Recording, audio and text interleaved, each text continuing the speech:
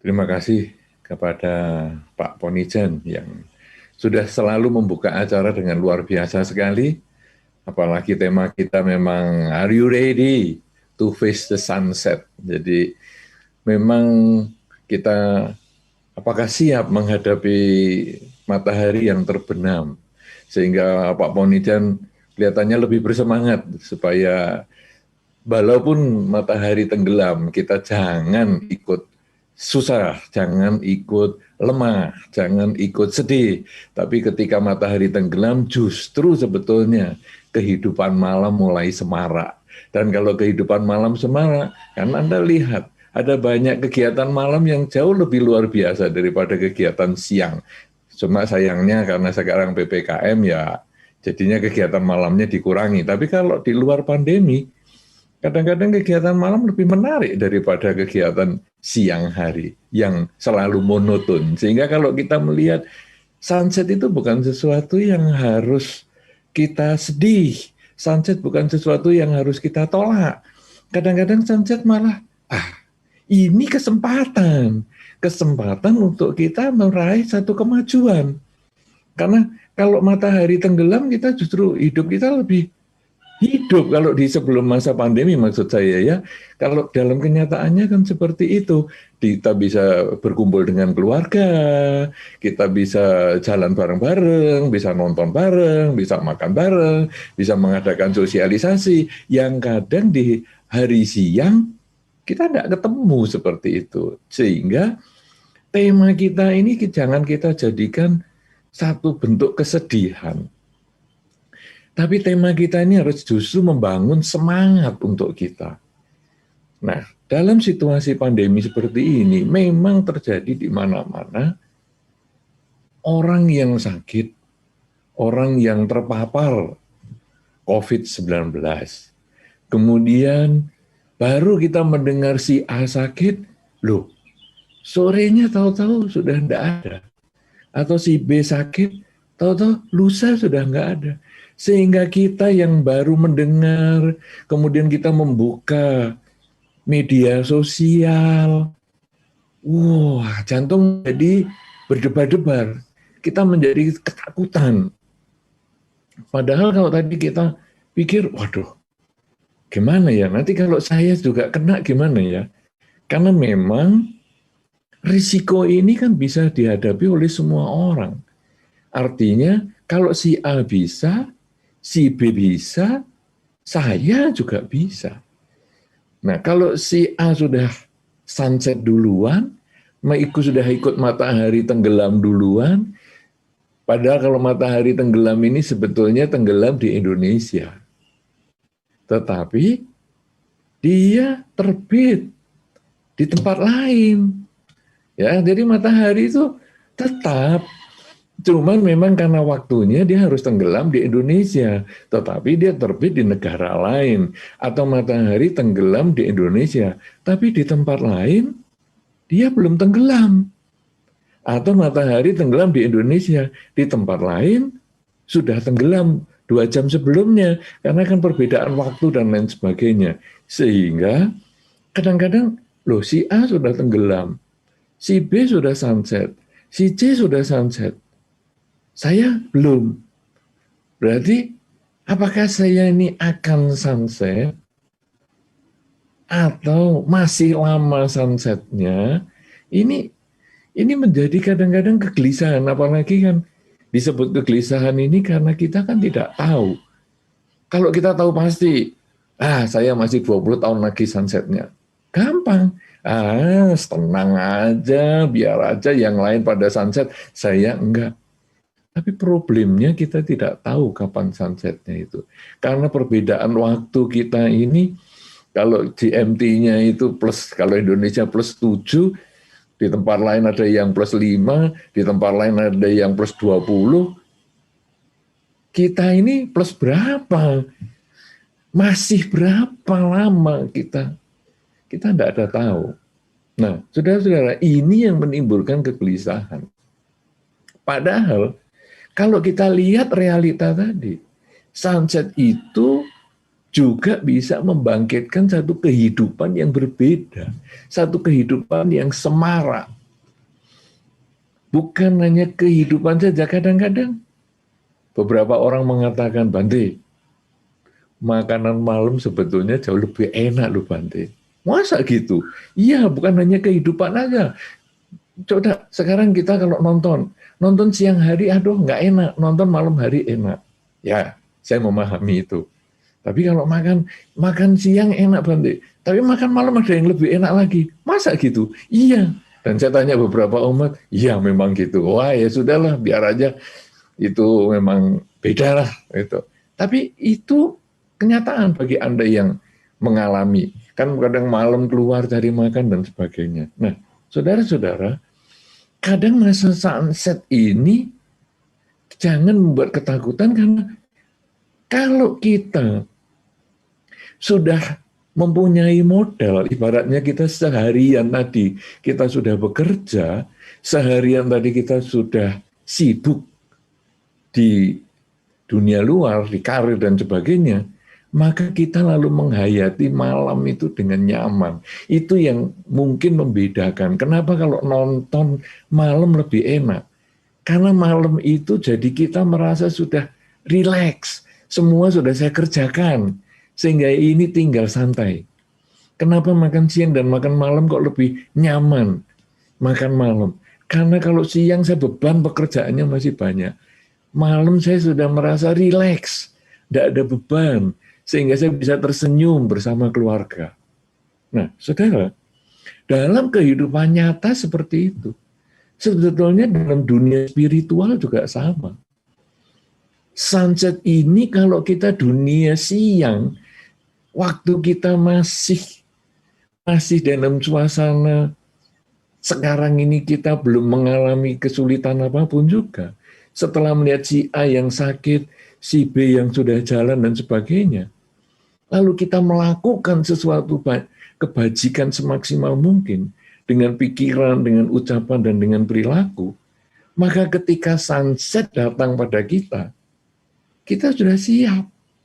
Seperti tadi, pekerjaan sudah dikerjakan, jadi kita merasa, Anda apa-apa, sunset sekarang saya juga nggak masalah, karena saya sudah siap, saya sudah melakukan tugas saya sudah melakukan apa yang memang harus saya kerjakan.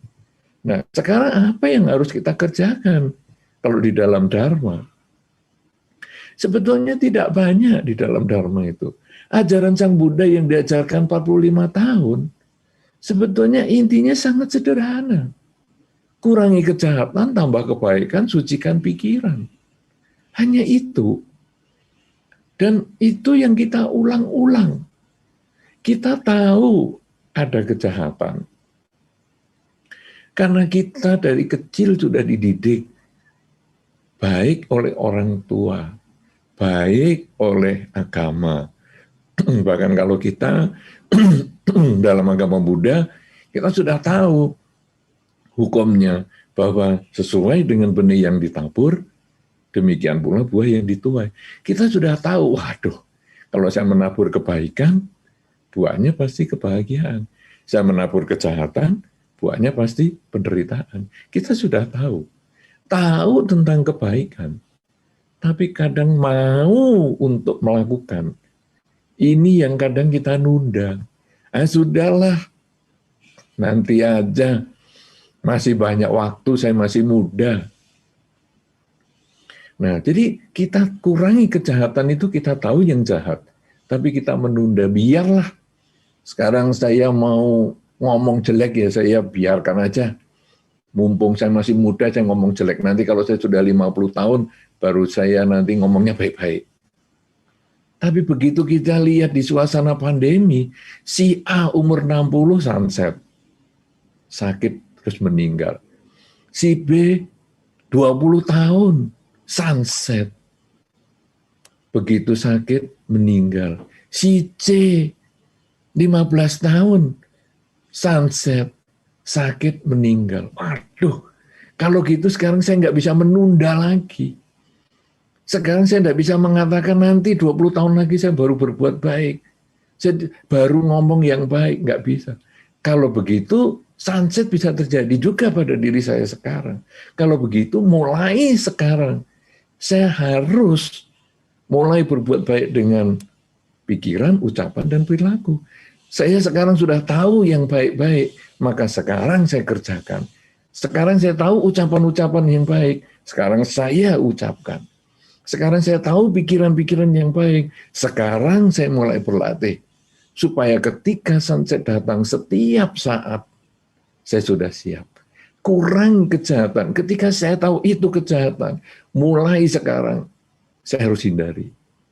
Tambah kebaikan. Seketika saya tahu itu berbagai kebaikan. Mendoakan yang sakit pun adalah kebaikan. Menanyakan, mungkin hanya lewat telepon ataupun media sosial, bagaimana, apakah kamu sehat? Itu pun adalah perbuatan baik. Sekarang saya akan lakukan itu dengan lebih banyak. Walaupun dalam suasana pandemi kita terbatas, tidak boleh bepergian, ataupun kita juga mengurangi kesempatan untuk pergi, kita masih bisa mendoakan kepada mereka bahwa semoga dengan semua kebajikan yang sudah dilakukan oleh mereka juga semasa masih belum pandemi, semoga juga mereka sekeluarga selalu sehat, selalu bahagia. Ketika perbuatan buruk sudah saya kurangi, ketika perbuatan baik sudah saya lakukan, kemudian pikiran pun saya bersihkan dari hal yang negatif. Ketika pikiran negatif, saya nggak suka sama si A, saya takut nanti kalau saya meninggal mendadak bagaimana, saya isi dengan pikiran positif. Misalnya mengucap semoga semua makhluk bahagia, semoga semua makhluk bahagia, semoga semua makhluk bahagia. Sehingga seandainya sunset saya masih 20 tahun lagi, saya tetap sudah mengisi pikiran positif ini, menabungnya lebih banyak. Tapi seandainya nanti malam sunset itu datang pada saya juga tidak terlambat untuk melakukan kebajikan dengan pikiran saya, karena saya sudah selalu mengucapkan, semoga semua makhluk bahagia. Dengan cara seperti ini, dengan selalu menambah kebajikan, mengurangi kejahatan, dan menyucikan pikiran, maka sunset orang-orang yang kita kenal, sunset orang-orang dari saudara kita, sunset dari siapapun juga, menjadi satu motivasi untuk kita, menjadi satu pendorong, menjadi motivator untuk kita, selalu mengembangkan kebajikan, kurangi kejahatan, tambah kebaikan, sucikan pikiran, mulai sekarang sampai selama-lamanya, sehingga ketika sunset datang, kita sudah bisa tersenyum. Sama dengan kita ketika bekerja sepanjang hari, maka ketika sunset datang, kita tersenyum karena kita sudah waktunya berkumpul dengan keluarga, waktunya kita beristirahat, waktunya kita berbahagia, waktunya kita memetik buah perbuatan kita, karir kita sepanjang hari, karena sunset. Kalau kita sudah punya modal yang baik, berkarir dengan baik, maka sunset menjadi satu titik kebahagiaan untuk kita. Lakukan kebajikan dengan pikiran, ucapan, dan perilaku, mengurangi kejahatan, menambah kebaikan, dan menyucikan pikiran, selama kita masih hidup, sehingga ketika sunset, kita memetik buah kebajikan kita, sebagaimana yang disampaikan di dalam Dhamma, siapapun yang melakukan kebajikan akan memperoleh kehidupan, kebahagiaan, kehidupan ini maupun kebahagiaan di kehidupan yang selanjutnya. Semoga dalam beberapa menit pembukaan ini akan memberikan kesempatan untuk kita melakukan tanya jawab yang lebih maksimal untuk membahas tema kita, Are you ready to face the sunset? Terima kasih dan saya kembalikan kepada Pak Ponichan. Iya, luar biasa. Baik penonton yang ada di YouTube maupun di Facebook ya, coba sunset bisa datang kapan saja. Hati-hati ya kan. Jangan berpikir oh sunset pasti tua ya kan. Mati tidak mesti tua. Mati tidak mesti sakit ya kan. Tiba-tiba bisa dadakan, bisa jalan ya. Tadi Bante mengatakan mudah buat kita Ya, Dhammapada 183 tadi kan Bante ulang beberapa kali tadi kan, tidak melakukan kejahatan, menambah kebajikan, sucikan hati dan pikiran. Itu ajaran para Buddha. Baik, saya langsung saja Bante, pertanyaan sudah bertubi-tubi Bante. Ya, saya bacakan yang pertama dari Santo Ong di Jakarta Bante.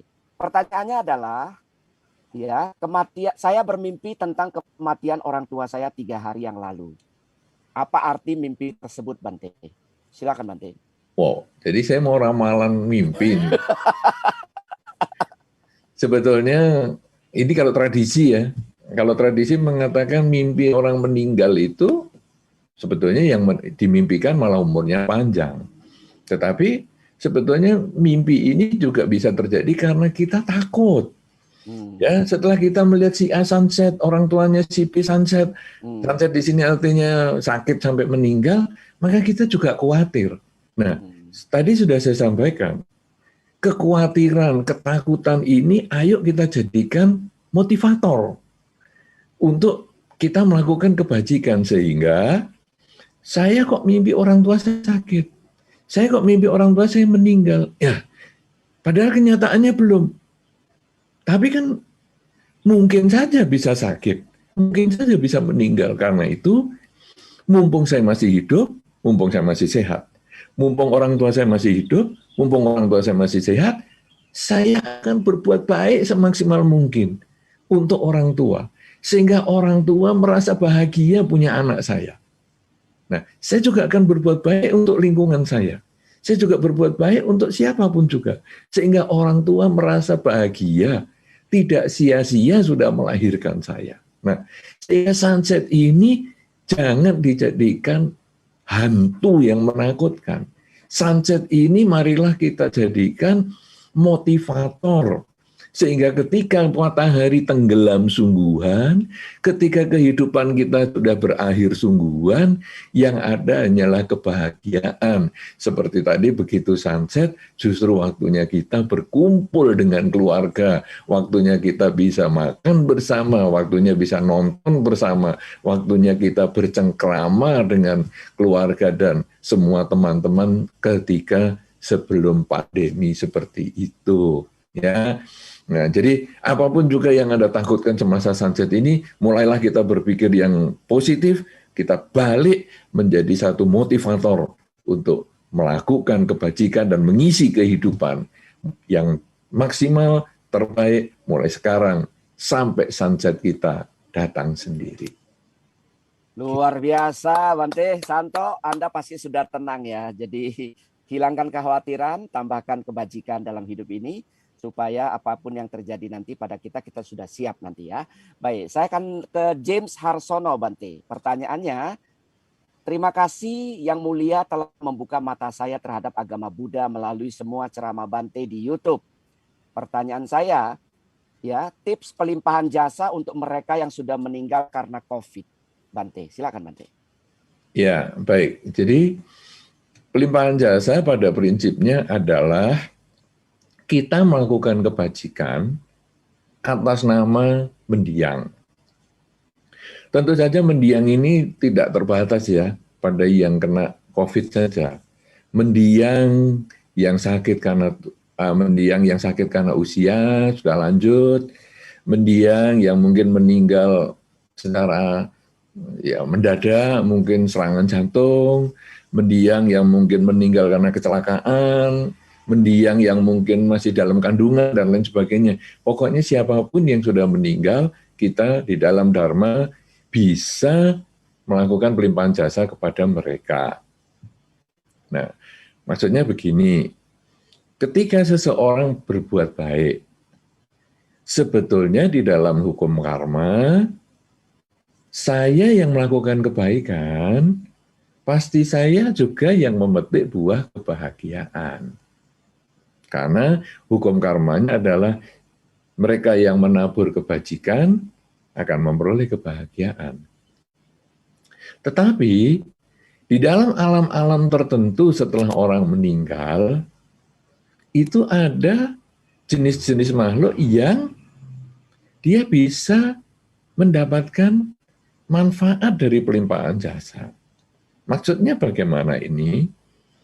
Kalau kita bayangkan, ada satu orang si A berteman dengan si B.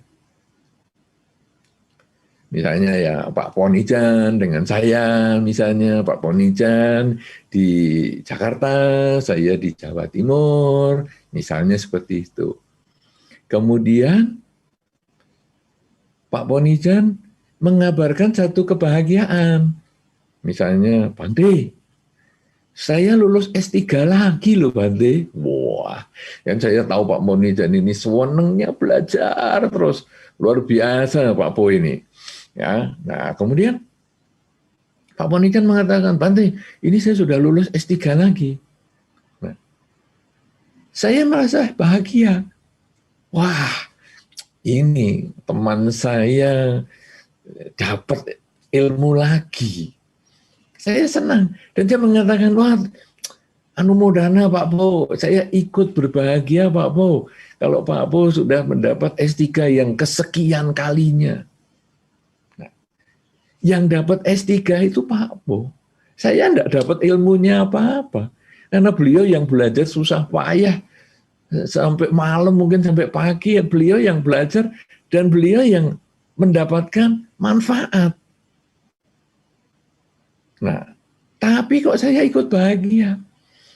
Karena saya merasa, saya punya teman yang lebih hebat lagi sekarang. Sehingga nanti kalau menjadi moderator, wah mengarahkannya jauh lebih hebat lagi. Nah, kebahagiaan ini adalah karma baik. Pak Po yang mendapat kesuksesan, yaitu lulus S3, tapi saya ikut bahagia. Nah, kebahagiaan saya ini kalau di dalam Dharma, saya melakukan karma baik lewat pikiran. Kan tadi kan ada dikatakan kan orang berbuat baik itu kan kurangi kejahatan, tambah kebaikan, sucikan pikiran. Ketika Pak Po ngasih tahu S3 itu kan saya ada dua pilihan. Pilihan yang pertama, saya ikut bahagia Pak Po, anumodana. Tapi pilihan kedua, kalau saya nggak suka, sombong sekali. S2 lagi, sombong sekali. Karena saya merasa, aduh saya tidak bisa S2. Saya tidak bisa S3. Pak Po kalau S3-nya berkali-kali. Sombong sekali. Menghina ya. Nah, saya kan juga bisa berpikir negatif. Nah, berpikir negatif ini saya memetik buah karma buruk saya juga pada waktunya. Sehingga pelimpahan jasa ini bukan sesuatu yang dituangkan atau dipindahkan. Ketika Pak Po ngabari saya bahwa Pak Po lulus S3 yang sekian kali, tidak ada ilmu yang dituangkan ke saya. Tetapi mengkondisikan saya itu berbahagia. Nah, kebahagiaan saya itulah yang karma baik. Semakin sering Pak Po ngasih tahu tentang hal-hal yang membahagiakan, misalnya satu ketika, Bante, anak saya sekarang juga sudah lulus gini loh. Wah, saya juga happy. Anumodana Pak Po. Nah, saya melakukan karma baik lagi dengan pikiran. Semakin sering Pak Po menambah karma, menginformasikan hal yang positif, semakin banyak saya melakukan karma baik lewat pikiran. Sehingga pada saatnya, ketika karma baik saya lewat pikiran tadi berbuah, maka saya pun buahnya adalah kebahagiaan. Nah, sebetulnya kalau kita masih hidup seperti ini, inilah yang disebut pelimpahan jasa. Cuman karena si A itu sudah meninggal, maka kita hanya bisa mengatakan, semoga dengan kebajikan yang saya lakukan ini, si A di alam kelahiran yang sekarang, si A yang meninggal karena COVID tersebut, semoga berbahagia. Nah, jadi kita berbuat baik kemudian ngabari kepada si A. Semoga, ini loh saya berbuat baik atas nama kamu, semoga kamu bahagia. Saya tetap yang memetik buah karma baik itu. Tapi si A, seperti tadi saya dapat kabar dari Pak Po tadi, si A itu merasa bahagia. Keluarga saya masih ingat ya. Teman saya masih ingat ya sama saya, masih mau berbuat baik untuk saya ya. Atau, itu siapa nggak kenal. Tapi kok dia ya berbuat baik ya untuk saya. Nah, dia bahagia. Dan dia bahagia ini, kita mengkondisikan dia menanam karma baik lewat pikiran dia di kehidupan yang sekarang. Dan semakin sering kita melakukan pelimpahan jasa, semakin banyak dia menanam karma baik lewat pikiran dia. Dan akhirnya ketika karma baiknya mencukupi, dia akan terlahir kembali di alam yang lebih baik. Nah, itulah analoginya ya. Jadi ketika kita masih hidup kan analoginya gampang sekali. Pak Po ngabari sesuatu yang bahagia, misalnya Pak Po ulang tahun, mungkin Pak Po anaknya lulus, Pak Po S3-nya nambah lagi, dan saya ikut berbahagia. Itu pola kita waktu hidup, dan itu wajar sekali. Dan Anda biasa melakukan di kehidupan sehari-hari. Dan ini juga ternyata kepada mendiang kita bisa. Ya, kita berbuat baik atas nama mendiang, artinya mengkondisikan mendiang berpikir baik di alam kelahiran yang sekarang. Bahkan itu musuh kita pun kita bisa doakan. Jadi, wah, si A ini musuh saya meninggal karena COVID. Kita jangan malah bersyukur, ya rasain lu, karena memusuhi saya, jangan. Ya kita doakan dia juga. Jadi semoga dengan kebajikan yang saya lakukan, si A walaupun dulu semasa hidupnya adalah musuhku, semoga si A juga berbahagia di alam kelahiran yang sekarang. Nah, kalau si A musuh kita itu kemudian memahami pemikiran kita ini, dia, ternyata orang itu yang dulu musuh kok setelah saya meninggal juga mendoakan ya. Dan dia bahagia, maka kita juga membantu dia mengkondisikan punya pikiran yang baik untuk melahirkan dia di alam kelahiran juga yang lebih baik juga. Ya, begitu jawabannya. Ada baiknya kalau pertanyaan ditulis kotanya ya, atau Iya, asalnya. benar. Saya baru mau Supaya sampaikan, kita tahu ini acara diikuti sampai mana saja. Betul, Bante. Baik, terima kasih. Luar biasa penonton yang ada di YouTube dan di Facebook ya. Jawaban Bante analoginya luar biasa. Bukan karena analoginya tentang saya, bukan. Tetapi analoginya pas, ya kan? Kita bisa merasakan kebahagiaan orang lain walaupun kita sebetulnya tidak mendapatkan apa-apa dari itu yang tadi Bante katakan. Karena kita adalah pewaris karma kita masing-masing ya Bante ya. Baik, sekali lagi kami ingatkan kepada penonton yang ada di YouTube maupun di Facebook ya. Tuliskan kota Anda di mana, supaya kami tahu ini ditonton di mana saja, karena sudah hampir 700 orang Bante menonton di YouTube ya. Luar biasa. Tadi saya sekilas melihat ada yang dari Amerika, dari California, dari Berkeley, dari beberapa kota, dari Jepang yang belum saya lihat ya. Biasanya selalu ada Bante. Iya. Baik teman-teman yang akan menyusul, tolong diketikkan nama kotanya ya. Saya akan baca pertanyaan berikutnya Bante. Penjelasan rinci mohon diberikan untuk begini Bante. Saat manusia atau makhluk hidup lain meninggal dunia, yang meninggalkan jenazah sesungguhnya disebut apa? Apakah winyana atau kesadaran? Pertanyaan dari Juniardi Jota Cito. Silakan Bante. Ya, jadi yang kalau ada proses orang meninggal ini sebetulnya istilah sangat teknis ya. Anda kalau mau nyocokkan istilah-istilah ini sebetulnya yang paling baik adalah baca buku. Karena kita ini kan tanya jawab. Tanya jawab lebih bersifat umum, diikuti juga oleh banyak orang yang belum tentu juga dia Buddhis, ataupun kalau Buddhis belum tentu memahami istilah-istilah di dalam Buddhis. Ya, jadi sebetulnya kalau orang meninggal, kalau orang yang belum mencapai kesucian, orang yang meninggal itu kemudian energinya itu pada saat meninggal disebut kesadaran proses meninggal, istilahnya cuti cita. Jadi ada istilah khususnya lah itu cuti cita. Cuman ya sekali lagi itu akan lebih cocok kalau Anda membaca buku. Nah kemudian kalau nanti kemudian dia akan kesadaran energi ini akan lahir kembali, dia namanya adalah Patik Sandiwinyana. Jadi kesadaran energi ini hanya fungsinya yang berubah atau energi kesadaran ini. Kalau kita mau gambarkan analoginya supaya gampang, itu adalah kalau mobil dengan kecepatan 10 km karena jalanan macet. Ya, jalanan macet 10 km per jam, kemudian di depannya ini kan macet juga tuh. Jadi kan 10 km per jam, pelan-pelan, pelan-pelan, pelan-pelan. Di depan ngerem mendadak. Nah, kita juga ngerem mendadak. Karena kan 10 km per jam, ngerem, cik, langsung berhenti. Tidak ada problem. Karena 10 km per jam. Apalagi 5 km per jam. Apalagi 3 km per jam. Ya, itu kan jalanan kan macet sekali. Tetapi kalau di jalan tol,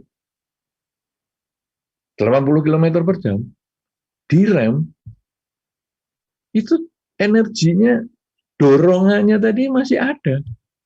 Sehingga begitu direm, logikanya direm itu kan rodanya berhenti. Roda berhenti, logikanya kan mesti berhenti. Tapi karena 80 km per jam, walaupun rodanya berhenti, mobil ini masih terdorong terus. Sehingga bekasnya di aspal itu kan ada, hitam itu. Ya. Tapi kalau 3 km per jam, rodanya berhenti, mobilnya juga berhenti. Nah, artinya kecepatannya ini berpengaruh sekali.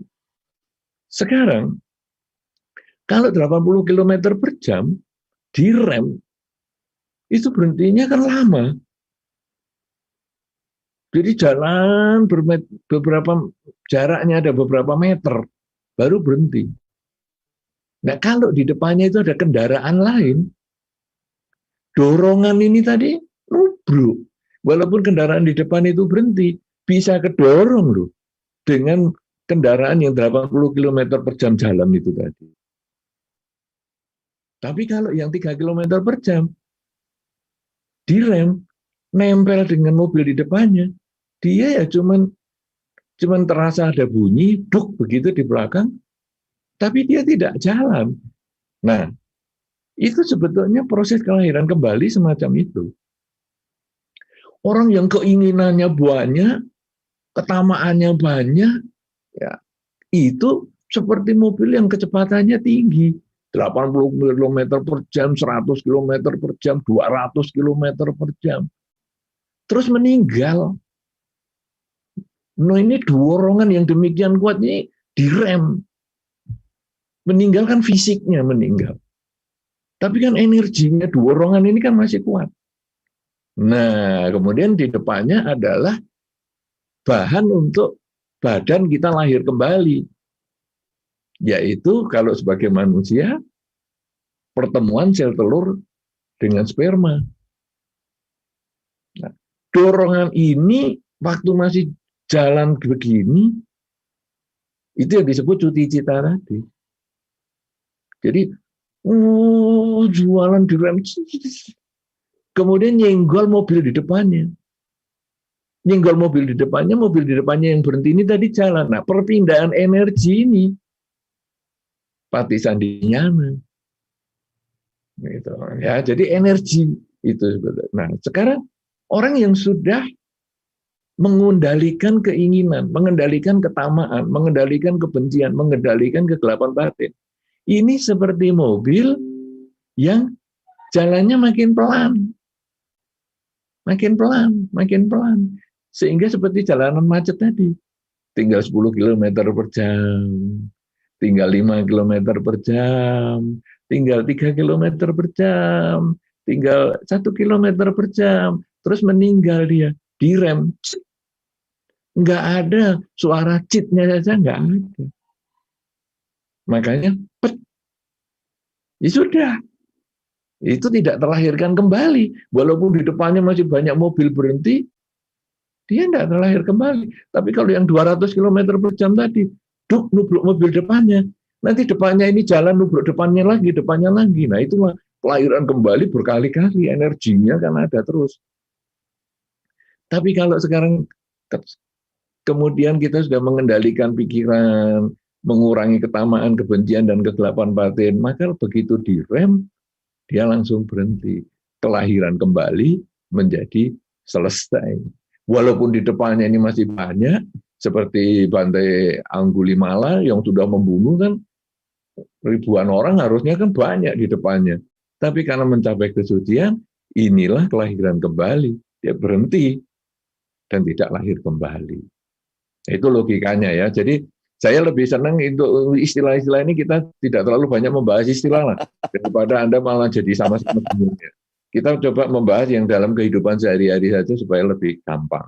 Jadi kalau istilah Anda baca bukunya sendiri aja. Begitu penjelasannya dan analogi. Baik, terima kasih Bante. Analoginya sangat bagus ya. Silakan nanti ditonton ulang buat Anda yang kalau kurang paham atau kurang jelas karena terlalu cepat ya. Banyak minum air biar diencerkan.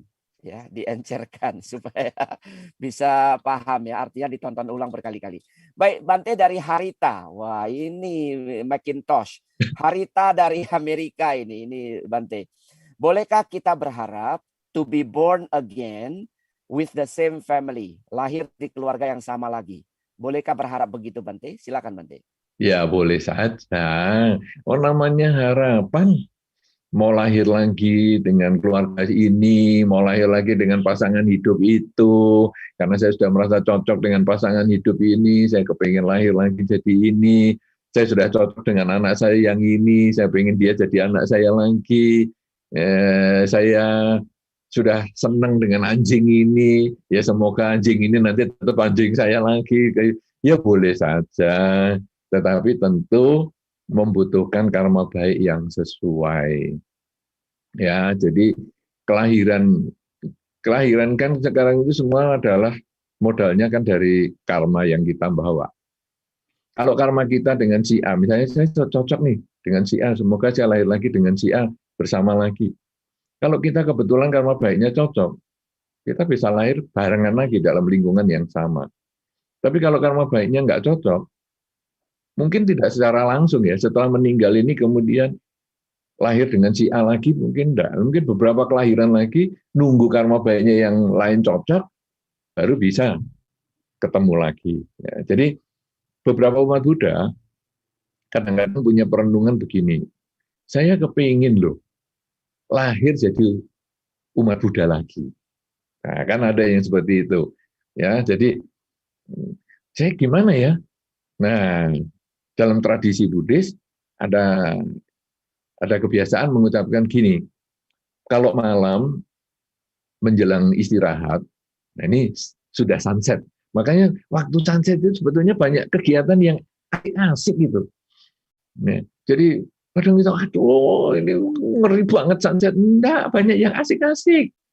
Ya, nah ini kalau malam mau tidur, itu sunset juga itu. Tidur itu ya sunset, kita biasanya sudah jalan kemana-mana, sekarang sunset kita berbaring.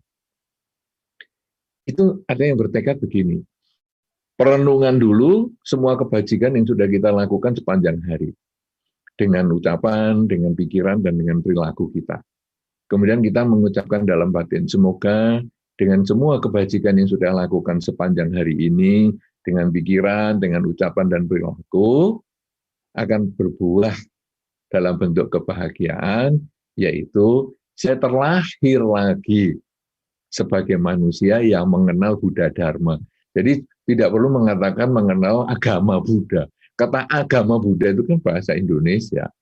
Ya kita mengenal Buddha Dharma. Sehingga di mana saja kita lahir, pokoknya di situ pas ada Buddha Dharma. Sehingga mungkin nanti sejak kecil kita sudah lahir di keluarga Buddhis.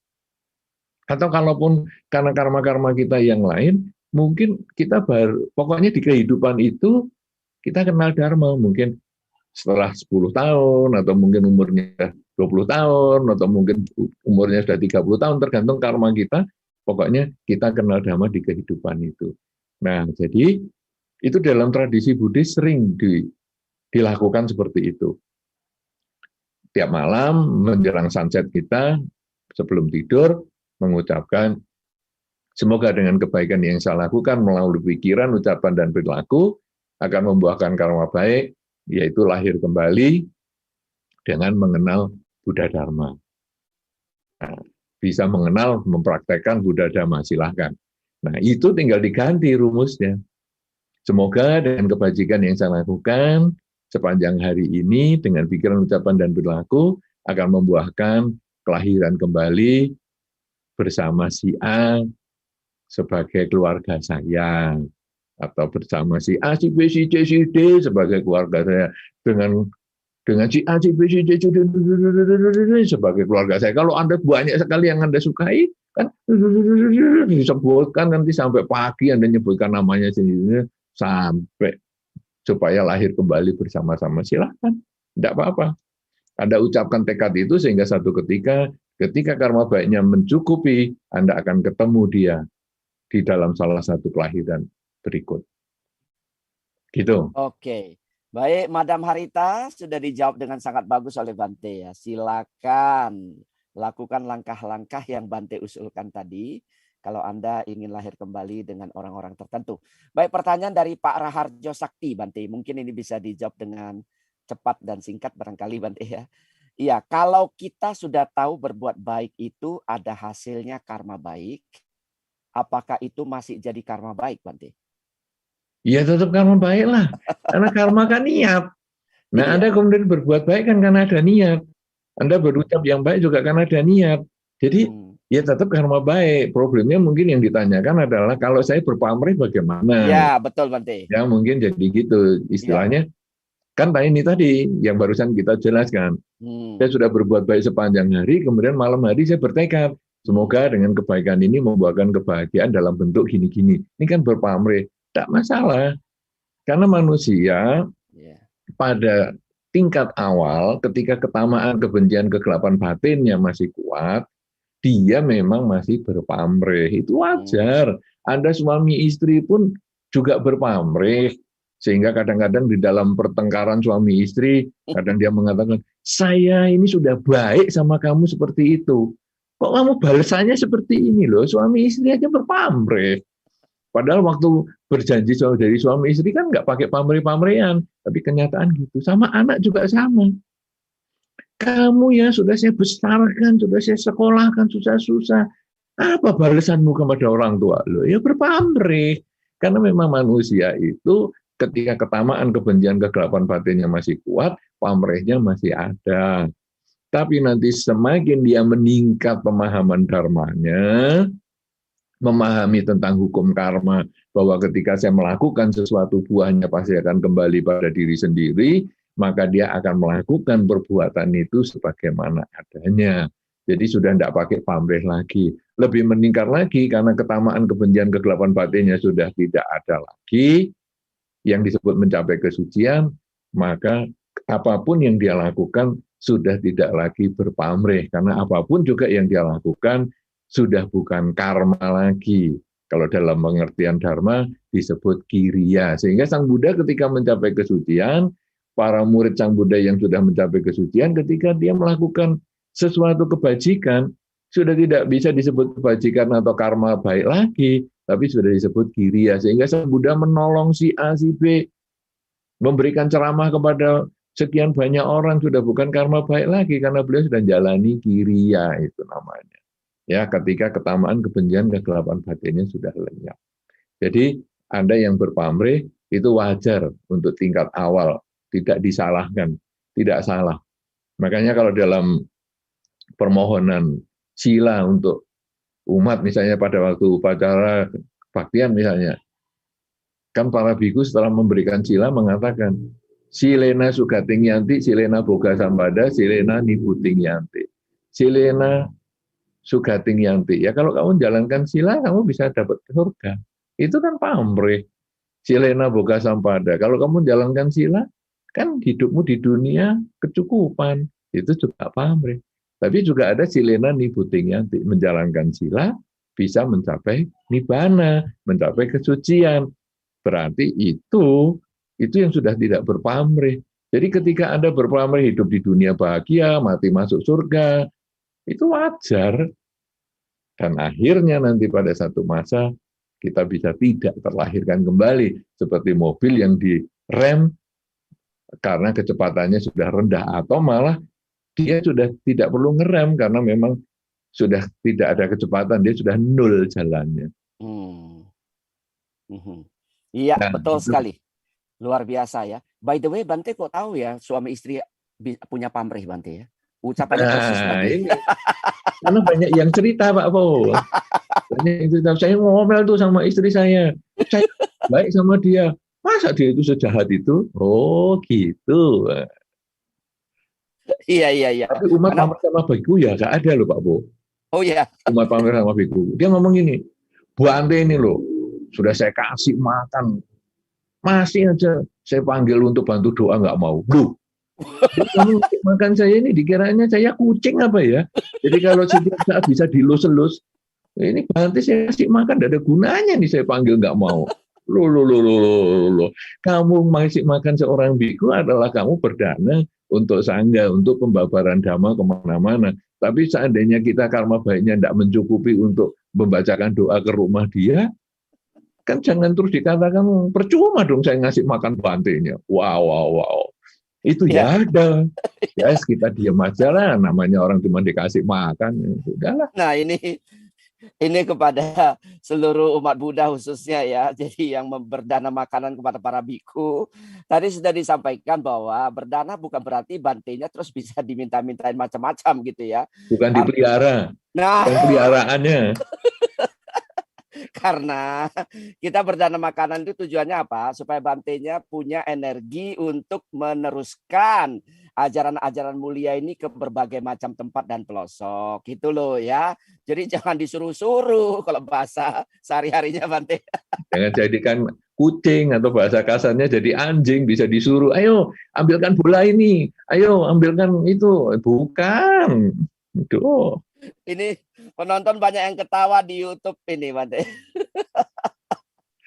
Mendengar ini ya. Kalau itu pengalaman itu Pak Po. Kalau yang suami istri tadi saya hanya mendengar. Karena yang praktisi saya, Bante ya. Iya.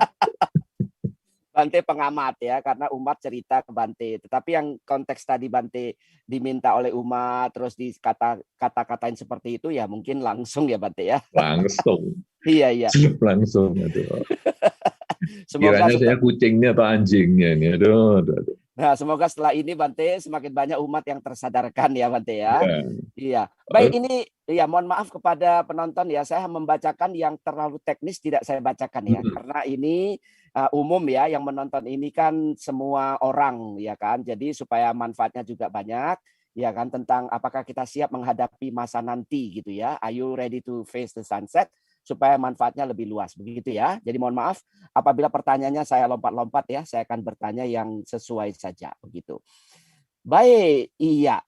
Pertanyaan dari Handi J, Bante. Sehubungan kita tidak tahu kapan tibanya sunset, kita berjaga-jaga bila waktunya segera tiba. Bagaimana persiapan instan terbaik yang bisa kita lakukan? Wah, ini nanya persiapan instan, Bante. Silakan, Bante. Kiranya mie instan atau apa itu? Ya, tadi saya sudah sampaikan. Sunset memang kita tidak pernah tahu. Tapi justru itu kita jadikan motivator. Setiap saat kita harus siap setiap saat. Bagaimana kita harus siap setiap saat? Minimal kita menjaga pikiran lah. Karena ucapan kita berawal dari pikiran. Perilaku kita berasal dari pikiran. Karena itu pikiran kita harus diisi yang positif. Salah satu pikiran positif itu adalah kalau Anda ngimpi menakutkan, apa yang Anda ucapkan dalam mimpi itu. Misalnya kalau menakutkan, kemudian wah Anda melihat hantu misalnya Anda, atau takut ketika jatuh dari ketinggian dalam mimpi ya, ini takut lihat jatuh dari ketinggian atau apa saja. Kemudian apa yang Anda katakan dalam mimpi itu? Misalnya Anda mengatakan, semoga semua makhluk bahagia, semoga semua makhluk bahagia. Anda berarti bahwa sadar Anda itu deposito pikiran positifnya banyak. Sehingga nanti pada saat akan meninggal, sunsetnya datang, mungkin kata-kata terakhir itu yang keluar adalah semoga semua makhluk bahagia. Tapi kalau deposito pikirannya itu yang negatif-negatif, yang aduh kok bisa begini, aduh kok bisa begitu, aduh aku kok ketemu musuhku, walaupun dalam mimpi seperti itu, hati-hati. Karena nanti pada saat kita sunset, yang muncul adalah pikiran negatif itu. Aku benci sama si A. Ketika kita benci sama si A, cinta dan benci itu mengumpulkan. Pada saat kita benci sama si A, itu seperti kita setir yang tadi mobilnya kecepatannya tinggi, setir ini belok kanan atau belok kiri. Sehingga kalau dia belok kanan setirnya, ya sudah. Nanti bagian yang kiri akan ngantem ke depan. Kalau kita belok ke kiri, ya yang kanan yang ngantem ke depan. Hanya seperti itu. Ini kan hukum alamnya. Nah sekarang, saya nggak suka sama si A. Nanti begitu kita meninggal, malah pikirannya tentang si A yang saya benci itu. kita nanti lahir lagi malah dekat sama dia. Itu nanti ada hubungannya dengan pertanyaan tadi yang sebelumnya. Gimana ya saya mengkondisikan bisa lahir lagi di lingkungan keluarga itu. Nah, itu kan tadi kita mengulang pikiran. Semoga dengan kebaikan ini membuahkan kebahagiaan saya lahir di keluarga ini. Sekarang secara negatif, ketika kita musuhan dengan si A, sebetulnya nanti itu mengulang di dalam pikiran, saya nggak suka, saya nggak suka, saya nggak suka sama si A. Begitu meninggal, pikiran terakhirnya adalah saya nggak suka sama si A, justru akan lahir sama si A. Sehingga kita sering ketemu nanti di masyarakat itu, bahwa dari lahir dia sudah musuhan terus. Atau nanti sudah besar, jadi suami istri musuhan terus tapi nggak pernah cerai. Itu ya ada. Sampai cerai satu sampai satunya meninggal, yang satunya ikut meninggal. Mungkin nanti lahir lagi. Kalau masih kebencian itu belum dibalas dengan cinta kasih, kebencian masih dibalas dengan kebencian, dia akan lahir lagi bersama-sama. Nah, jadi kita kalau mau instan adalah menjaga pikiran tetap positif. Jadi sering-sering mengisi pikiran kita semoga semua makhluk bahagia. Sehingga ketika ada hal yang negatif muncul, kita hanya mengulang itu. Semoga semua makhluk bahagia. Itu yang paling instan yang Anda bisa kerjakan. Iya, sudah dijawab ya. Pertanyaan kan instan. Biasakan berpikir yang baik-baik, berucap yang baik-baik, gitu ya Bante ya. Berperilaku yang baik-baik ketika nanti menjelang akhir tiba-tiba datang kita nggak tahu ya. Nah, itu yang baik-baik akan muncul begitu ya Bante ya. Betul. Ya, baik. Ada pertanyaan berikutnya dari Yen Chin Lim Bante, dari Facebook ini Bante. Ya, pertanyaannya bagaimana cara, ini penting Bante di masa ini, bagaimana cara yang efektif untuk menyampaikan kepada orang tua supaya tidak terlalu mengkhawatirkan virus COVID-19, tetapi ortu tetap saja menjaga prokes. Silakan Bante. Ya, kenyataan kan virus ini memang ada ya. Jadi korbannya ya sudah, wah susah lah menghitung itu kalau seluruh dunia. Di Indonesia juga banyak ini, sampai ya kita ngeri kena update informasinya itu. Nah, kemudian kita bagaimana menginformasikan kepada orang tua, kita menegaskan aja, memang ini ada Pak, ini memang ada Mah. Cuman ya kita jangan terlalu takut, apalagi kalau kita di rumah, ya kita menjagalah, kita ikuti aturan pemerintah lah. Kita kalau nggak penting sekali ya kita jangan pergi-pergi. Kemudian jangan banyak berkomunikasi lah secara fisik, apalagi dengan orang-orang dan lain sebagainya. Kalau kita melakukan transaksi keuangan, ya ada baiknya ya cashless lah, jangan pakai uang lah. Kalau bisa ya cukup transfer sana, transfer sini lah, dan lain sebagainya. Sebetulnya itu kita hanya cara berkomunikasi saja. Mungkin Pak Apo ini lebih bagus ini, karena nanti Pak Apo ini kan komunikator nomor satu bukan di Indonesia saja. Tadi kalau pembawa acara mengatakan Pak Apo di Indonesia, oh bukan, Pak Apo ini komunikator nomor satunya di Asia loh. Ya, nah sehingga ini nanti bisa, mungkin ini hanya teknik komunikasi saja. Ini Pak Apo saya kira yang bisa menyampaikan. Sehingga kalau saya hanya menyampaikan, kita tidak perlu pakai menakut-nakuti, ya. Jadi, wah ini bahaya sekali ya. Tapi cukuplah kita tenang aja. Coba juga jangan sembrono. Wah, saya sudah divaksin, aman. Juga jangan sembrono. Ikuti aja protokol kesehatannya dan perbanyak pikiran positif supaya dipercaya bahwa pikiran positif itu juga menambah imunitas kita sendiri. Karena beberapa memang secara real kan jumlah yang tertular kan banyak. Tapi kalau kita lihat secara real juga yang sembuh juga banyak. Nah, ini salah satu yang disampaikan adalah karena pikirannya itu positif, tidak terlalu banyak takut, sehingga imunitas tubuh kita ini juga lebih baik. Tapi untuk cara penyampaiannya, saya kira mungkin Pak Bo, karena Pak Bo ini juga yang S3 yang luar biasa sekali, yang saya juga perlu tahu ilmunya juga, jangan cuma jadi moderator aja. Pak Bo, bantu Pak Bo. Silakan. Jawaban Bante sudah benar ya untuk Yen Chin Lim di Medan ini Bante. Ya, yang paling penting orang tua pasti gini, satu hal kadang-kadang anak muda harus pahami ya. Ini saya berbagi saja. Orang tua pernah menjadi muda, kita belum pernah menjadi tua. Nah, itu harus kita pahami kalimat itu dulu kan gitu ya. Artinya apa? Orang tua pasti punya pengetahuan lebih banyak daripada kita. Paling tidak pengalaman hidupnya maksudnya. pasti lebih banyak ya. Jadi yang Bante suka bilang adalah begini, orang tua jangan kita kasih vonis, tapi kita tanya, menurut mama kalau begini bagaimana? Nah, kalau mama merasa ini bahaya, ya sudah ma, ya mama jaga prokes gitu. Jadi melalui pertanyaan, bukan melalui pernyataan. Ini yang Bante sampaikan berkali-kali, saya kagum Bante sudah memenuhi ilmu komunikasi yang luar biasa. Orang itu kadang-kadang tersinggung karena kita berikan pernyataan. Mama ini ya sudah tua, nggak tahu, nggak ngerti, dablek, nggak mau denger lagi. Orang tua mana yang mau digituin, pasti nggak ada kan. Tapi kalau kita tanya, ya Bante Utomo menyampaikan di beberapa kesempatan gitu kan, Mama di luar itu kan COVID ada, Mama lihat kan, betul nggak Ma? Iya, ya sudah. Jadi mamanya yang mengonfirmasi sebetulnya kejadian itu. Nah dengan cara begini, pertama kita tidak terkesan menggurui, kedua orang tua juga diorangkan gitu loh. Diorangtuakan juga sekalian gitu ya. Baik, cukup ya. Ini forumnya Bante ini. Saya akan baca pertanyaan berikutnya Bante. Ini pertanyaan bagus nih Bante dari Hidayat Firdaus dari YouTube. Ya, ini kegelisahan banyak orang Bante. Saya ingin bertanya, bagaimana jika masih banyak tugas dan tanggung jawab yang belum selesai? Misalnya anak masih kecil, bagaimana bisa meninggal dengan tenang Bante? Silakan Bante. Iya, sebetulnya kalau kita lihat tugas itu nggak pernah selesai, ya selalu tugas itu ada.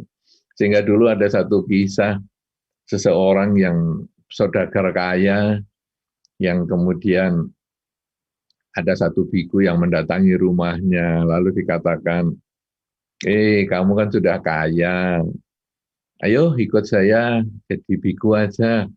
Oh jangan, anak saya masih kecil, tunggu beberapa tahun lagi ya. Ya dah. Kemudian bikunya pergi. Beberapa tahun kemudian, bikunya datang lagi ke rumah itu. Bagaimana? Ini kan anak-anakmu sudah besar. Ya, jadi biku. Wih, jangan. Saya belum punya menantu. Oh, nanti beberapa tahun lagi. Ya udah, beberapa tahun lagi datang lagi bikunya. Ayo, kamu kan sudah punya menantu, belum punya cucu. Ya, dan sampai akhirnya nanti beberapa tahun lagi setelah saya punya cucu ini, berapa tahun lagi datang, meninggal orangnya sudah. Nah, sunset.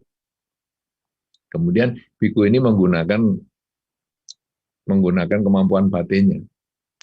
Ternyata saudagar yang kaya ini meninggal dan lahir lagi karena dia kemelekatan sama hartanya, dia menjaga hartanya. Kan zaman itu hartanya itu masih disimpan di dalam sebuah peti dan itu jadi ular di situ. Kemudian bikunya itu ngomong sama keluarganya, peti hartamu ini sekarang ada ularnya loh di situ. Ularnya saya tangkap ya. Nanti saya jadikan, saya function di wihara. Gitu. Dan akhirnya benar,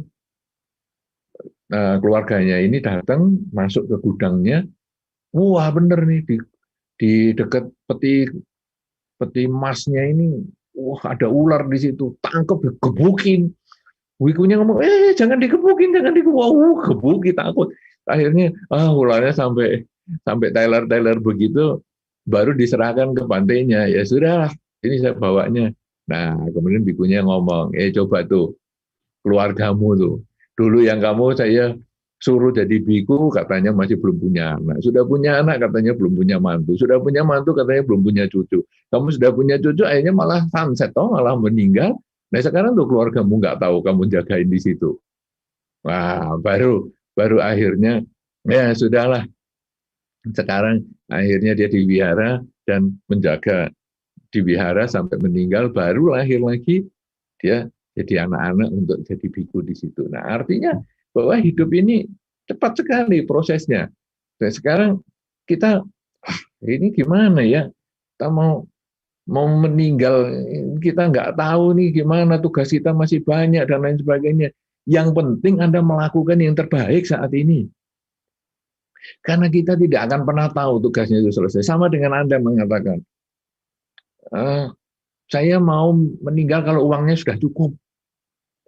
Uang cukup itu sampai kapan? Coba Anda renungkan. Anda penghasilan, katakanlah 100.000. Nanti dengan 100.000 itu, Anda bisa hidup loh seharian. Tapi Begitu uang Anda 200.000, Anda juga bisa hidup. 300.000 ya bisa hidup, 400.000 ya bisa hidup. Cuma nanti jadi penambahan, sehingga hasilnya nanti kalau dulu 100.000 ya pokoknya cukup makan lah. Nanti 200.000 ya makannya berapa macam lah. 500.000 ya nanti makan dan pulsa lah. Akhirnya macam-macam. Jadi kapan pernah puas itu? Tidak ada.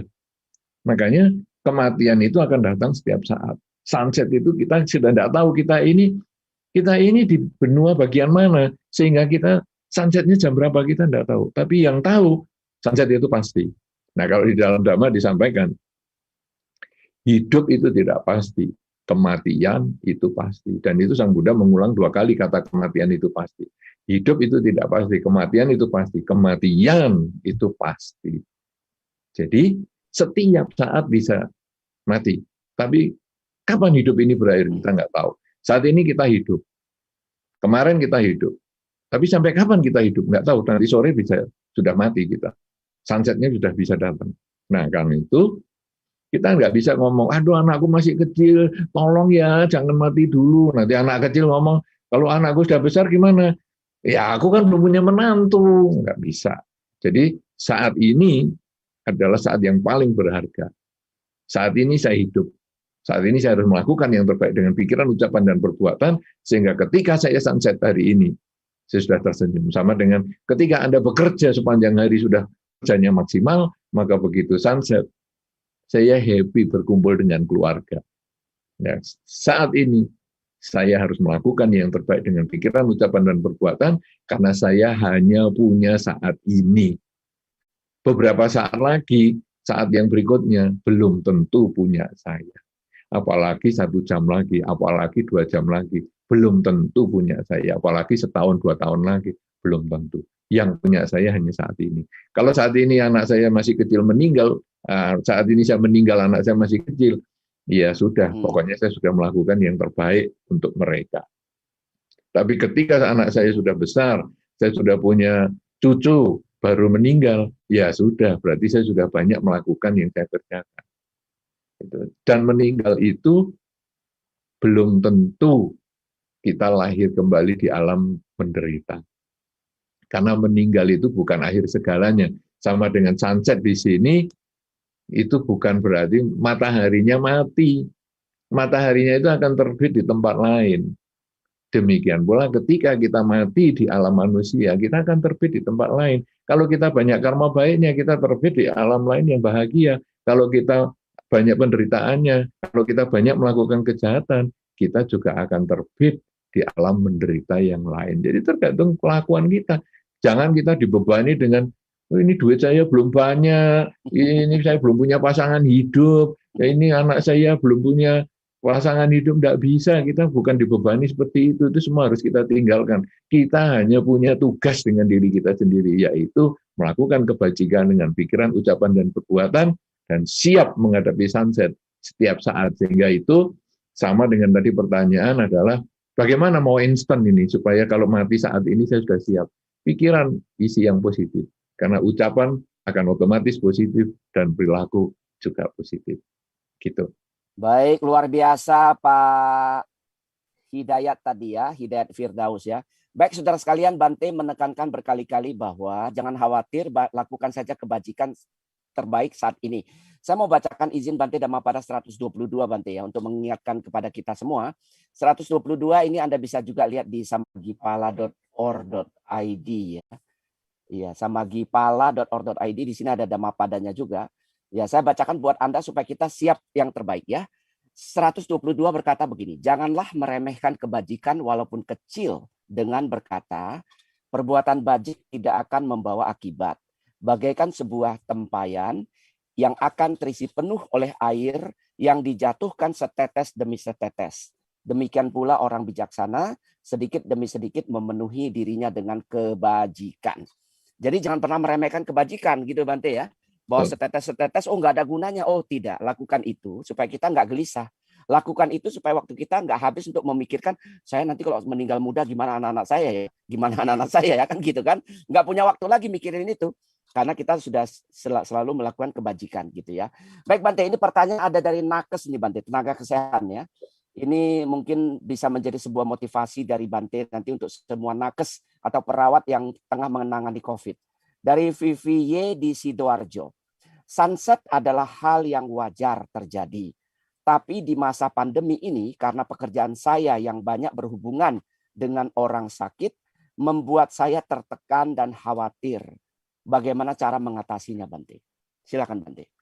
Ya, memang untuk orang-orang yang berhubungan, ya, terutama ya tenaga kesehatan ataupun mereka-mereka yang berhubungan dengan merawat, menjaga orang-orang yang dalam masa pandemi ini, tentu banyak pengorbanan yang sudah dilakukan ya.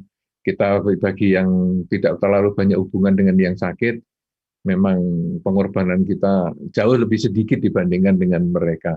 Resiko tertular dan sebagainya mulai dari awal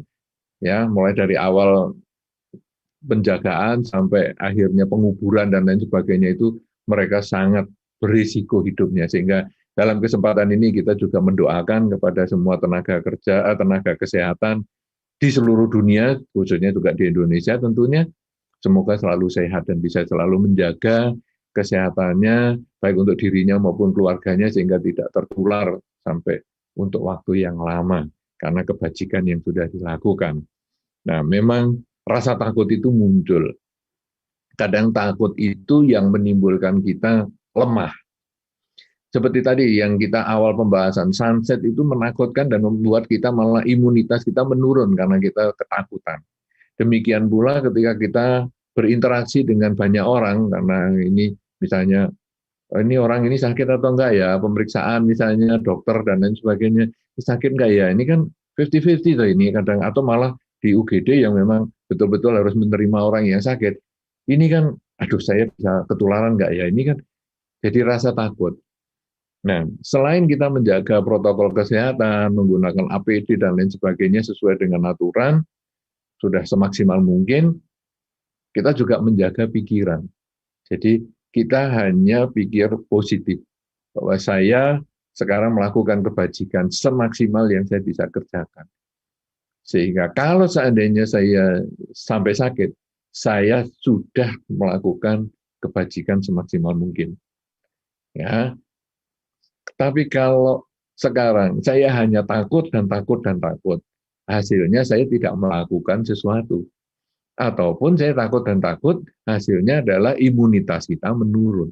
Tapi kalau sekarang saya sekarang tujuannya adalah ingin membantu masyarakat Indonesia supaya lebih sehat. Jadi kita membangkitkan satu semangat di dalam diri kita bahwa saya melakukan sesuatu yang jauh lebih besar daripada hanya menjaga kesehatan saya. Tapi saya juga melakukan usaha menjaga kesehatan orang lain. Saya menjaga kesehatan lingkungan saya. Saya membantu memutuskan rantai pandemi ini. Dengan pola pikir yang lebih besar seperti ini, mengkondisikan kita untuk lebih semangat dan lebih berpikir positif. Jadi kalau kita simpulkan, protokol kesehatan nomor 1 adalah yang paling penting. Baik itu menggunakan peralatan-peralatan, menjaga jarak dan sebagainya, kemudian minum vitamin ini, vitamin itu, obat ini, obat itu, dan lain sebagainya, secara logis itu harus dikerjakan. Yang kedua, secara spiritual adalah mengembangkan pikiran positif dan siap menerima kenyataan siap kapanpun juga. Karena sunset bisa datang setiap saat. Ya, bahkan banyak tenaga kerja juga, tenaga kesehatan terutama yang juga terpapar dan bahkan ada yang sudah meninggal dan lain sebagainya, tentu itu sangat memprihatinkan. Tetapi ini kan memang sakit itu kan bisa mengenai semua orang. Semua orang bisa sakit, semua orang bisa tua, semua orang bisa mati, siapapun juga itu.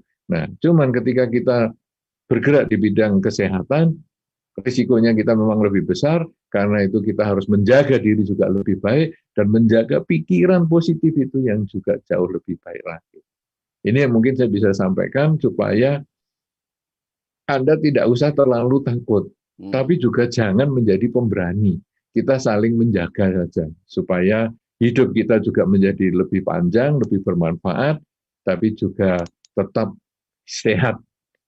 Ini yang mungkin saya bisa sampaikan, karena masing-masing nanti cara berpikirnya itu yang membedakan antara satu orang tenaga kesehatan dengan satu orang tenaga kesehatan yang lain.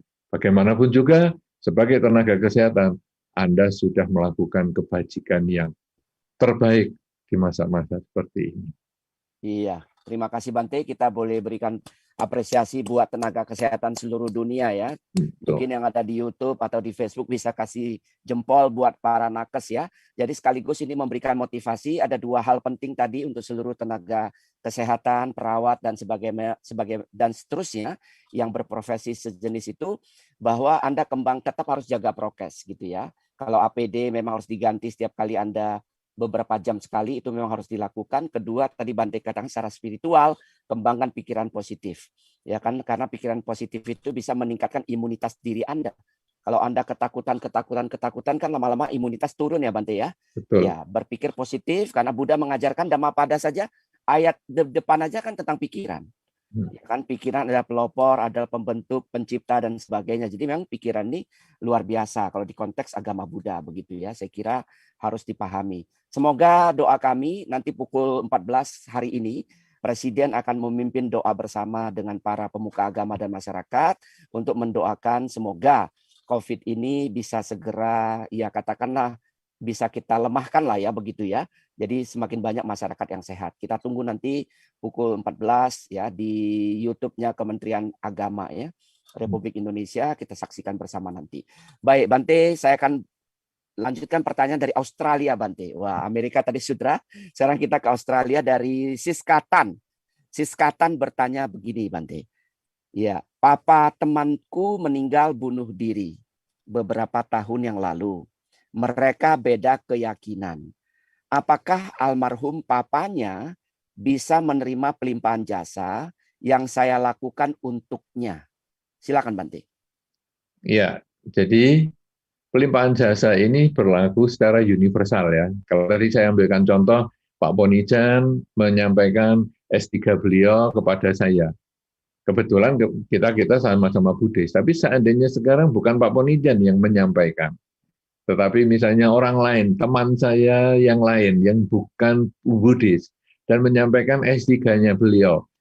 Saya pun ikut bahagia karena saya temannya, dan saya merasa, ada teman saya juga ya, walaupun bukan Buddhis, S3-nya juga sudah beberapa kali, saya juga ikut bahagia. Jadi, saya pribadi merasa senang, walaupun agamanya tidak sama, tetap saya berbahagia atas kebahagiaan orang lain. Nah, itu kalau kita berbicara tentang S3 tadi. Tapi kalau sekarang kita pergi ke dokter, saya sakit kemudian saya pergi ke dokter. Dokter itu kan tidak perlu saya tanyain, kamu agamanya apa? Kalau agamanya sama, saya biasanya sembuh. Tapi kalau agamanya tidak sama, saya ini sulit loh disembuhkan sama dokter yang agamanya beda. Tidak mungkin. Ya, jadi ketika kita pergi ke dokter, agamanya apapun juga, selama prosedurnya diikuti, dia akan memberikan kesehatan kepada kita. Kita minum obat juga begitu. Ini obatnya produksinya siapa ya? Kalau produksinya Buddhis, ini biasanya saya sembuh. Kalau produksinya bukan Buddhis, pabriknya bukan umat Buddha, saya nggak sembuh. Nggak juga. Jadi sekarang saya mau minum obat karena saya sakit, saya mau minum obat. Obatnya yang produksi ini Buddhis atau bukan Buddhis, nggak masalah. Karena yang penting manfaatnya. Nah, demikian pula di dalam pelimpahan jasa. Pelimpahan jasa, siapapun juga yang meninggal, selama dia terkondisi untuk memahami bahwa saya berbuat baik atas nama dia akan bahagia dan dia akan menimbun karma baik lewat pikirannya. Semakin sering kita melimpahkan jasa kepada dia, semakin sering pula dia melakukan kebajikan lewat pikiran, sehingga agama apapun juga, dia nanti akan menambah karma baik lewat pikiran untuk mencapai kelahiran kembali yang lebih baik di alamnya sana. Iya, baik. Sudah dijawab dengan sangat luar biasa oleh Bante ya. Jadi tidak usah ragu mendoakan orang lain. Toh itu perbuatan positif kok ya. Oke. Pertanyaan berikutnya dari Vancouver, Kanada, Bante. Wah, dari Madam Cheng. Pertanyaannya adalah, selain pikiran positif dan berbuat baik untuk teman-teman yang telah terpapar COVID, apakah ada saran lain agar orangnya tetap tenang, seimbang, dan tidak down dalam menghadapinya? Silakan Bante. semua ini kan berawal dari pikiran ya. Jadi juga kita harus tahu bahwa protokol kesehatan harus dilakukan ya. Jadi secara umum protokol kesehatan harus dilakukan. Kemudian mengikuti petunjuk dari pemerintah. Karena pemerintah itu kan melakukan ataupun memberikan petunjuk itu kan sudah belajar duluan ya dengan kesepakatan-kesepakatan dan sebagainya, ikuti mereka, sudah tidak usah ditentang. Nah, kemudian yang secara pribadi kita menjaga pikiran, itu penting sekali karena sebetulnya ketika pikiran bagus, tentu tentu juga imunitas kita menjadi lebih baik. Dalam banyak kesempatan, beberapa orang yang bermeditasi, sakit-sakit tertentu itu bisa tersembuhkan dengan meditasi. Nah, ini sebagai bukti bahwa pikiran ini sangat baik hasilnya untuk kesehatan kita. Nah, tentu saja kalau Anda mau minum vitamin dan sebagainya, ya tentu boleh. Kemudian kalau Anda dengan pikiran yang positif, Anda lalu mengucapkan kata-kata yang positif. Anda juga melakukan tindakan-tindakan yang positif. Itu sebetulnya Anda menambah karma baik. Karena menambah karma baik, maka karma baik ini akan mengkondisikan Anda memperoleh kebahagiaan. Dalam situasi pandemi ini, kebahagiaan yang kita harapkan adalah kita bisa melewati masa pandemi ini dengan sehat, ya, dengan baik, dengan sukses, sehingga ketika pandemi selesai, kita tetap bisa berkarya seperti sebelum kita pandemi. Ini yang kita harus siapkan. Jadi pikiran positif ini dasar, karena kalau tadi dikatakan oleh Pak Ponijan, di dalam Dhammapada kan sudah disampaikan di ayat yang pertama sekalipun adalah bahwa pikiran ini pelopor segalanya. Suka dan duka dari pikiran. Jadi kalau kita mulai dari pikiran positif, maka ucapan dan perilaku pun menjadi positif. Dan itulah kebajikan yang mendorong kita untuk mencapai kesehatan berdasarkan protokol kesehatan dan keputusan peraturan pemerintah. Iya, jadi jelas ya, semua kembali ke pikiran ya. Pertanyaan dari Madam tadi dari Vancouver tadi ya. Jadi pikiran. Jadi tidak ada yang bisa menolong kita, orang tua, ayah, ibu tidak bisa menolong kita, mengangkat derajat kita untuk bisa hidup bahagia kecuali pikiran kita. Dhammapada ayat 43 sudah menyatakan itu. Jadi sudah jelas itu. Baik, saya sampai pertanyaan berikutnya lagi, Bante. Iya, tadi ada pertanyaan yang agak-agak unik ini, Bante, agak kocak juga nih, dari Nurjani Chandra dan Yusuf di Jakarta. Pertanyaannya gini, kalau kita teledor dalam prokes, tapi karma buruk kita belum berbuah, apakah kita bisa kena sunset, Bante? Silakan, Bante. Ya, kalau karma buruknya belum berbuah, tapi teledor itu kita mengkondisikan karma buruk berbuah. Jadi Nah, ibaratnya itu. kita sehat-sehat gini lah. Kita sehat-sehat kemudian kita naik kendaraan tutup mata. Kita kita meyakini, wah saya kan karma baiknya kuat sekali, saya tidak pernah sakit. Sekarang coba nyetir kendaraan pakai tutup mata. Itu mengkondisikan karma buruk kita berbuah. Karena bagaimanapun juga manusia itu punya timbunan karma baik dan karma buruk. Kita menjaga kesehatan dan lain sebagainya itu supaya jangan sampai karma buruk ini berbuah. Kita kalau bisa yang ada itu adalah karma baik yang berbuah. Ketika Anda mengabaikan prokes, sebetulnya Anda sudah mengkondisikan karma buruk Anda berbuah, walaupun Anda percaya diri karma buruknya tidak ada atau malah tidak banyak atau apa, itu sangat berisiko. Ibaratnya pegang listrik dengan keyakinan pada karma baik saya ada, saya pegang pasti nggak nyetrum. Ya, risiko meninggal ya tetap ada kalau pegang listrik. Karena itu jaga kesehatan baik-baik. Jangan main-mainlah dengan kesehatan. Karena sekali risikonya bukan hanya untuk Anda saja. Risikonya juga untuk keluarga Anda. Risikonya juga untuk lingkungan Anda. Hari ini di Indonesia, kalau Anda sampai tidak menjaga kesehatan dengan baik, kalau sakit mau nyari rumah sakit aja belum tentu dapat. Nyari obatnya belum tentu dapat. Betul. Ada obat, Betul, ada rumah Bante. sakit, biayanya belum tentu mampu kita bayar. Kalaupun sampai meninggal, Betul. belum tentu kita punya kesempatan untuk mendapatkan perawatan jenazah dengan baik. Karena yang antri sudah banyak sekali. Ya, Betul sekali. Jadi buat penonton di YouTube ya, ini cerita yang barusan Bante sampaikan tadi, cerita dari pengurus dari Setia Dhamma Manggala, Ibu Rani Ong juga tadi sampaikan kepada saya, kepada kami. Sekarang ini kalau kita terpapar ya, hati-hati saudara, rumah sakit belum tentu ada. Ya kan, kalaupun meninggal, jangan berharap bahwa meninggal kita punya uang, kita bisa kremasi setiap saat, nggak bisa. Harus mengantre minimal 1 minggu. Ya kan, syukur-syukur kalau kenal dengan pengurus paling cepat 3 hari setelahnya. Jadi sungguh luar biasa. Ya, jadi dan itu ya itu yang kedua. Yang ketiga adalah kita tidak bisa menyembayangi dekat-dekat dengan teman kita, saudara kita, keluarga kita yang kena COVID. Nah, ini pertanyaan masih sama dengan apa yang saya sampaikan di kalimat terakhir nih, Bante. Dari Cecilia Lee dari USA, dari Amerika. Pertanyaannya begini, Bante. Ya, soal yang tadi saya sampaikan. Saya hampir tiap hari mimpi papa yang sudah wafat. Saya memang masih menyesal tidak bisa di sisi papa sebelum papa beberapa bulan lalu wafat karena COVID. Dan kondisi saya di Amerika. Bagaimana menghilangkan rasa sesal? Apa dengan begini saya bisa ya menghalangi kelahiran papa saya? Silakan Bante. Kalau di dalam Dhamma sebetulnya orang meninggal sudah lahir lagi langsung ya. Jadi mau keluarganya ngapain juga nggak mau pusing. Cuman kita yang masih hidup ini sebaiknya ya ketika Anda bersedih dengan orang yang meninggal itu ya wajar saja. Makanya ada namanya masa berkabung. Kalau dalam tradisi di masyarakat ada masa berkabung 3 hari, 7 hari, sampai 3 tahun. Sebetulnya itu adalah, kalau secara empiris dulu nenek moyang kita itu 3 tahun adalah masa yang paling lama untuk seseorang itu merasa kehilangan. Ya, jadi kalau sampai sedihnya itu lebih dari 3 tahun, sebetulnya itu menjadi berlebihan karena menjadi tidak bisa kerja apapun juga. Tapi biasanya kita peringati 3 hari, 7 hari, dan seterusnya itu secara empiris sebetulnya adalah kita mengingat, ya kita sedih boleh, ya apalagi tadi dikatakan ayahnya meninggal beberapa bulan, berarti kan belum sampai 3 tahun ini, sedih boleh, cuman apa yang harus kita lakukan sekarang? Kita nggak bisa ngapa-ngapa, kita hanya bisa mendoakan. Kita hanya bisa melakukan pelimpahan jasa. Setiap kali sedih, ucapkan dalam batin, semoga Papa bahagia, semoga semua makhluk bahagia.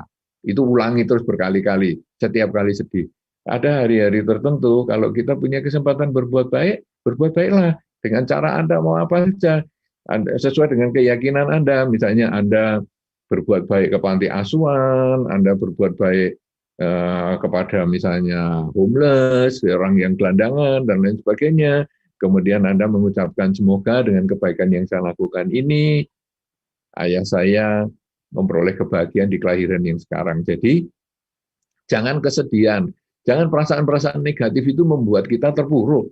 Ya, tema kita sunset ini kan sebetulnya dari awal kita sudah bahas, jangan kita jadikan hal yang jelek ini membuat kita terpuruk. Jadikanlah justru kita balik. Hal yang buruk ini kita balik menjadi motivator untuk kita berubah dan menjadi lebih baik. Kalau tadi sunset, kita lalu berpikir untuk hidup menjadi lebih semarak karena malam itu ketika siang kita sudah kerja menjadi satu kebahagiaan karena berkumpul dengan keluarga. Kalau sekarang sudah ada orang meninggal, kemudian kita kok nggak bisa datang ke sana, saya kan tempatnya jauh. Ya sudah, sekarang saya melakukan yang terbaik dengan pikiran, ucapan, dan perilaku, supaya saya bisa limpahkan jasa kepada mendiang, sehingga mendiang terlahir dimanapun juga, beliau bisa mendapat kebahagiaan sesuai dengan karma baik yang beliau miliki. Seperti itu. Dan itu, masa berkabung itu harus kita batasi, sehingga jangan sampai mencengkeram kita kehidupan sehari-hari, dan seandainya nanti orang beliaunya itu lahir di sekitar kita, beliau malah ikut sedih karena aku kok sampai kayak gitu sih ya. Mestinya kan ya sudahlah, aku sudah bahagia di alam ini, kok kamu masih sedih aja di alam sana. Iya, jadi kesimpulannya pelimpahan jasa, Bante ya. Ya. Jadi lakukanlah pelimpahan jasa kepada yang sudah meninggal, jangan menyesali berlarut-larut ya. Ya. Penyesalan memang selalu datang belakangan katanya. Kalau di depan katanya pendaftaran, Bante ya. Betul. Wah, hebat.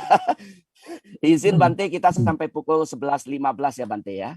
Masih bisa ya Bante? Iya, 11.15 ya. Iya, baik. Kita masih 2 pertanyaan seperti ya. 1-2 pertanyaan saya bacakan ya. Jadi mohon maaf bagi Anda yang pertanyaannya belum sempat saya bacakan, nanti pada lain kesempatan kita akan udarakan lagi ya.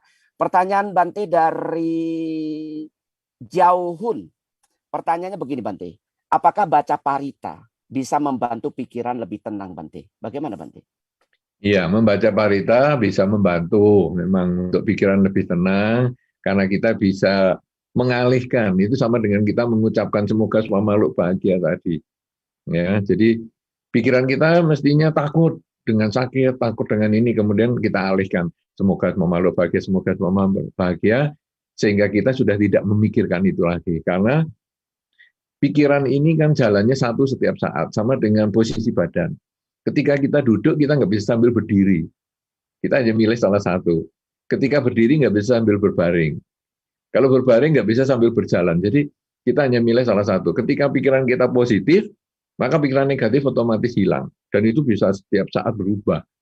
Nah, jadi ketika pikiran kita negatif, langsung kita isi. Semoga semua makhluk bahagia. Dia hilang. Tapi kalau nanti berhenti, mungkin pikiran negatif muncul lagi, sadari lagi. Kemudian kita ulang kalimat positif. Nah, membaca parita termasuk untuk mengisi pikiran kita supaya positif. Sehingga ini termasuk juga kebajikan dan merupakan satu hal yang bermanfaat juga. Tetapi kalau Anda bisa memahami lebih dalam, ini kan tadi tingkat awal. Kalau kita mau memahami lebih dalam bahwa hidup itu adalah saat ini. Makanya saat ini saya harus melakukan yang terbaik. Yaitu apa sekarang? Nah, saya melakukan yang terbaik. Menyadari saya sedang berdiri, berjalan, bekerja, berbicara, itu akan menjadi tingkat lanjutan selain hanya mengalihkan pikiran dari negatif menjadi positif. Dan menyadari setiap saat ini saya sedang apa. Itu yang level selanjutnya. Ya, Bante, kalau pertanyaan selanjutnya, Bante, apakah ada parita tertentu, Bante, yang kita bisa bacakan di masa ini, Bante? Kalau parita yang tertentu di dalam salah satu saran atau himbauan Sangga Theravada di awal pandemi adalah membacakan Ratana Sutta. Karena Ratana Sutta ini dalam sejarahnya memang dulu ketika ada satu kota yang terkena semacam pandemi, kemudian dibacakan Ratana Sutta dan dibagikan air ke seluruh penjuru kota untuk mengatasi pandemi itu. Sehingga kalau Anda bisa membaca Ratana Sutta juga bagus juga, selain prokes tentu ya. Jangan lupa prokesnya itu, protokol kesehatan itu jangan pernah dilupakan, menjaga pikiran positif juga jangan pernah dilupakan, dan juga menambah membaca parita atau sutta, yaitu Ratana Sutta ini. Itu juga cukup baik. Iya, baik. Sekali lagi, saudara sekalian, Bante tetap mengusulkan kita untuk menjaga prokes. Kalau tidak, kita mengondisikan kejadian buruk terjadi lebih cepat daripada sebelumnya. Jadi jangan taruh-taruhan sama karma dong. Iya kan, taruh-taruhan karma. Karma saya belum buruk, ya nggak akan terjadi apa-apa. Jangan, itu sesat pandangannya ya. Baik Bante, ini pertanyaan berikutnya dari Malaysia Bante. Dari Ferry Swijanto.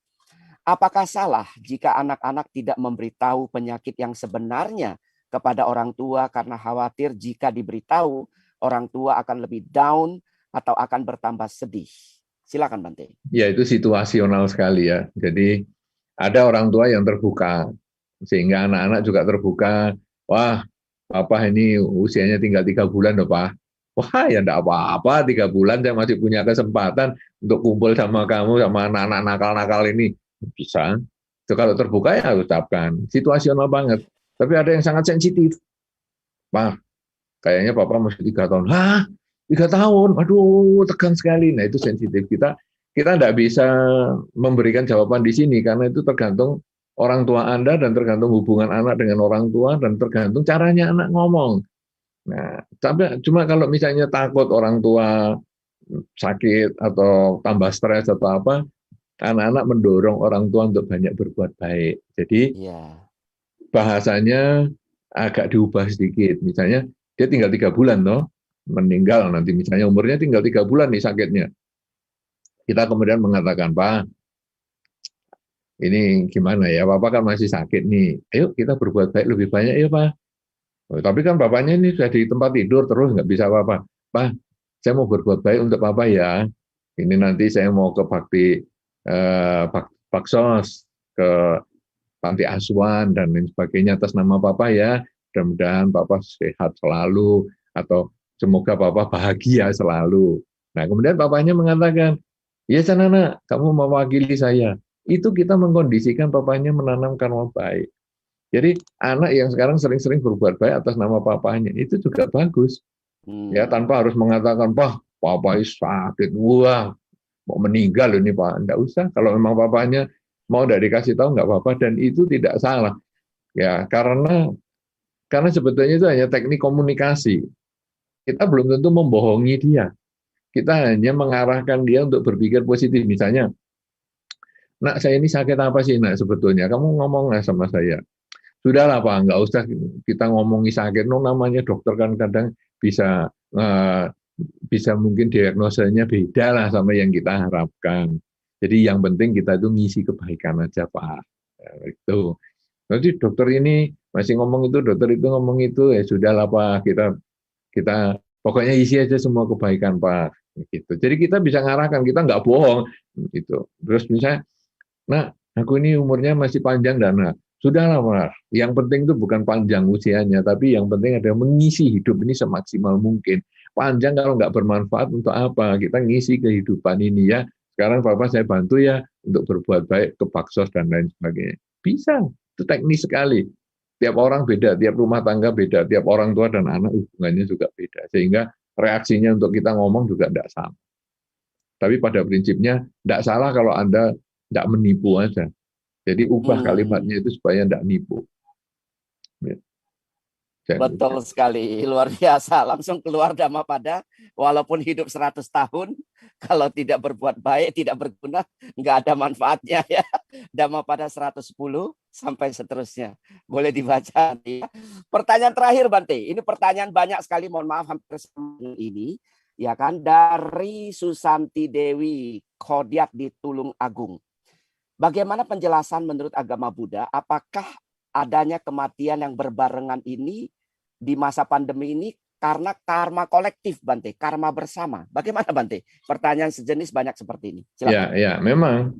Ini sebetulnya kalau dulu sebelum pandemi ada kecelakaan pesawat, kecelakaan kereta api, kecelakaan sarana transportasi massal itu.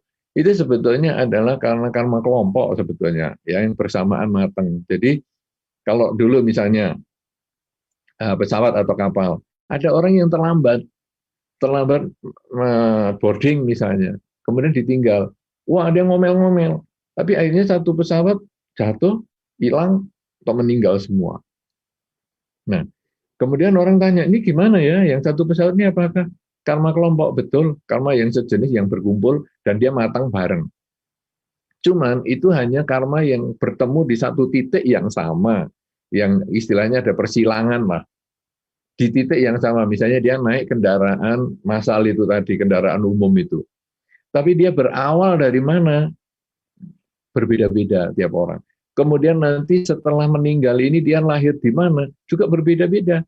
Kalau dia karma baiknya banyak, dia lahir di alam bahagia. Kalau dia karma buruknya banyak, dia lahir di alam kurang bahagia, dan seterusnya. Demikian pula sekarang di dalam masa pandemi, ini adalah kematian massal ini.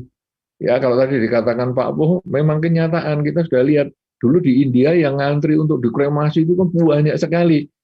Dan sekarang yang ambulan menunggu untuk dimakamkan itu, ya banyak sekali. Kemudian yang tadi dikatakan Pak Boh kremasi itu, orang meninggal di kota A, sudah jadwal kremasinya di kota A ini sudah penuh sampai pergi ke kota B, kota C, kota D, kota-kota sekitarnya penuh semua. Jadi ini memang benar-benar ini karma kelompok. Nah, sekarang, makanya tadi dikatakan Pak Po, jangan main-main dengan prokes dan lain-lain. Kita mau uji karma dan lain-lain. Ini sudah bukan waktunya untuk seperti itu. Kita harus jaga baik-baik. Karena nanti menyusahkan semua orang. Nah, jadi ini sebetulnya adalah karma yang sejenis. Sehingga hasilnya sekarang kita masuk dalam situasi yang sama. Kemudian kalau sama-sama sakit, nah tapi ada sakit yang tidak terasa. Ada satu pengalaman tuh, satu umat. Ketika mau divaksin, ternyata dia sudah kebal. Ternyata dia dulu sudah pernah kena COVID, tapi sembuh. Dia sendiri tidak merasa sakit. Nah, ini kan ada karmanya yang lain lagi. Tapi sudah kebal ya tetap divaksin juga. Nah, jadi ini sekarang si A meninggal, si B meninggal karena COVID yang sama. Tapi si A bisa lahir di alam bahagia. Karena si A ini sudah hidupnya selalu banyak mengisi kebaikan atau pikiran terakhirnya dia berbaik. Kemudian si B, dia lahir di alam menderita, tapi matinya juga sama karena COVID juga. Si C, si D, si E juga begitu juga. Jadi meninggalnya di titik yang sama, yaitu punya karma buruk yang bersamaan. Tapi setelah itu kemana? Masing-masing juga tergantung karma. Karena itu kita yang masih hidup sebelum sunset ini, kita juga harus mengisi kebaikan. Sehingga kalau seandainya satu ketika kita kena pun, sampai satu ketika kita pun kena sunsetnya pun, ya semoga kita lahir di alam yang lebih baik, karena selalu mengisi dengan pikiran positif, ucapan baik, dan perilaku yang baik juga. Ya, jadi kesimpulannya memang ini adalah karma kelompok. Bagi yang tidak kena sebetulnya dia di luar kelompok, tetapi jangan menganggap luar kelompok selamanya, karena kalau kita tidak menjaga prokes ya kita berarti bisa masuk ke kelompok yang sama juga, karena kita punya timbunan karma buruk juga dan karma baik juga di dalam hidup kita ini. Jaga diri baik-baik supaya sunset ini menjadi satu kebahagiaan, bukan satu penderitaan. Baik, terima kasih banyak Bante. Itu juga sebagai closing statement. Kita ucapkan terima kasih kepada Bante ini penonton melalui jempol barangkali di Facebook maupun di YouTube ya. Mewakili Cetya Dhamma Manggala Bante, saya Ponijan Leo mengucapkan terima kasih banyak kepada Bante yang sudah berkenan memberikan arahan bagaimana kita menghadapi sunset ini supaya kita tetap tenang dan bahagia Bante. Semoga Bante selalu sehat juga Bante, bahagia senantiasa dan sampai jumpa di lain kesempatan ya. Mari kita berikan tepuk tangan sambil mengantarkan Bante untuk meninggalkan ruangan YouTube kita dan di Zoom kita. Terima kasih Bante.